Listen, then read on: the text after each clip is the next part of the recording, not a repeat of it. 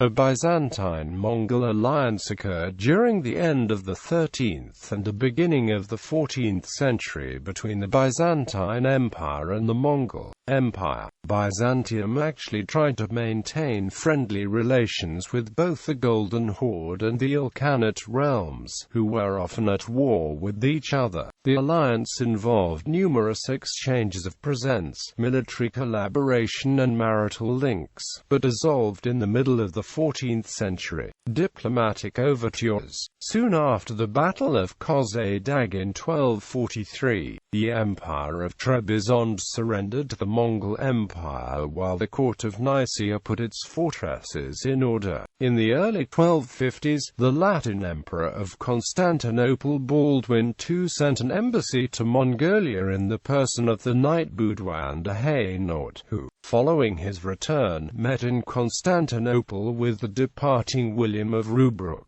William of Rubruck also noted that he met an envoy of John III Doukas Vatatzes, Emperor of Nicaea, at the court of Möngke Khan in circa 1253. Alliance under Michael VIII. Emperor Michael VIII Palaiologos, after re-establishing Byzantine imperial rule, established an alliance with the Mongols, who themselves were highly favorable to Christianity, many of them being Nestorian Christians. He signed a treaty in 1263 with the Mongol Khan of the Kipchak, and he married two of his daughters to Mongol kings, Euphrosyne Palaiologina, who married Nogai Khan of the Golden Horde, and Maria Palaiologina, who married Abika Khan of Ilkhanate Persia. According to a 1267 letter by Pope Clement IV from Viterbo, Abika had agreed to combine forces with his father-in-law Michael VIII to help the Latins in the Holy Land, in preparation for the Eighth Crusade. The kings of France and Navarre, taking to heart the situation in the Holy Land, and decorated with the Holy Cross,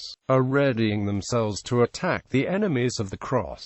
You wrote to us that you wished to join your father-in-law to assist the Latins. We abundantly praise you for this, but we cannot tell you yet, before having asked to the rulers what road they are planning to follow. We will transmit to them your advice, so as to enlighten the deliberations, and will inform your magnificence through a secure message, if what will have been decided. Quote, in 1265 Burqa Khan sent the Golden Horde army under Nofai to Thrace, prompting to force the Byzantine to release the Mamluk envoy and the former Seljuk Sultan Kaykaus II. According to Egyptian sources, Michael agreed to send fabrics to the Mongol Khan in Russia. When Michael realized the importance of the Mongols and became an ally of Nofai, he used his help to defend himself against Bulgaria when it tried to attack the Byzantine Empire in 1273 and 1279. A group of 4,000 Mongol soldiers were dispatched to Constantinople in 1282, just before the death of Michael, to fight against the despot of Thessaly. Alliance under Andronikos II. After 1295, Andronikos II offered Ghazan a marital alliance, in exchange for Mongol help to fight against the Turkomans at the oriental frontier of the Byzantine Empire. Ghazan accepted the offer and promised to stop the incursions.